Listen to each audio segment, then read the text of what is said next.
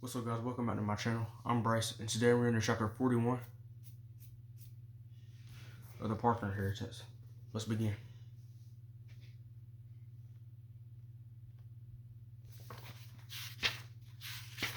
Chapter 41.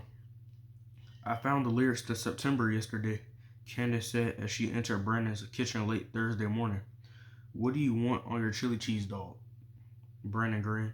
He had 3 sports books from the library open in front of him, 1 on football and 2 on tennis. Don't feel bad, he said.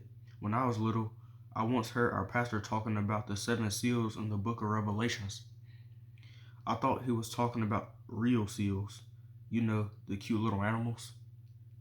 I had a thing for Arctic mammals. How old were you when you figured out the truth? 6, but that's besides the point, he said.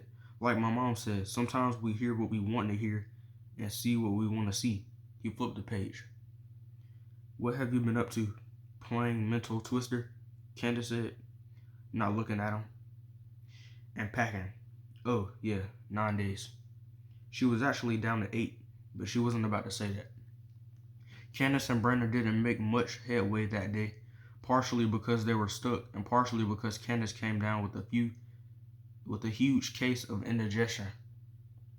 Both Brandon and Tori had warned her not to eat 2 chili cheese dogs, but the smell overrode her common sense, and she ended up scarfing them down. One had extra onions. That night, Candace got up to find something to soothe her stomach. She heard her mother's heavy breathing as she passed by her room. Both of her parents snored, but the 2 noises had always seemed to fit together. To her, it sounded like melody and harmony. We hear what we want to hear, we see what we want to see. It seemed like everything that summer had been pointing to that.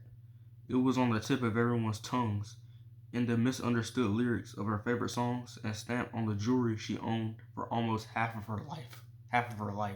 Sorry for the voice crack. Parker's Mystery was the perfect example of seeing what you want to see and hear when you want to hear. 2 instead of 2, like T-O-O instead of T-W-O. 4 instead of 4, like F-O-R instead of F-O-U-R. Pie instead of pie, like P-I-E instead of P-I. And a white man from Colorado instead of a black man from South Carolina. Self-explanatory. Candace found a box of chewable antacid tables in the cabinet. She washed down their chalky, gritty taste with a glass of water and returned to her room. The letter sat unfolded on her nightstand. She had read it so many times that she almost had it memorized, though she still had to remind herself to think Siobhan instead of Siobhan. She paused. We hear what we want to hear, we see what we want to see. Candace scanned the letter until she found the first clue.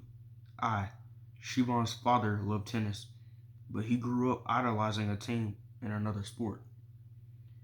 His first love was baseball. The Luling Oilers. It was a funny looking word, at least in her head. A funny sounding word. She crept into her mother's room and took her cell phone from her purse. Her mom stirred, but didn't wake up. Back in her room, Candace opened the web browser, typed in number and Oiler, and hit search. Brandon had run a search like this before, but they had been looking for number related to sports. They had tried Luling Oilers plus number, and then Houston Oilers plus number. Even Biz Mackey plus number. But now, right at the top of the browser, was exactly what Candace and Brandon had been looking for. It had been there the entire time. They just hadn't been able to see it. And that was chapter 41. So tomorrow I'll be reading chapter 42. And that's about it. Peace out.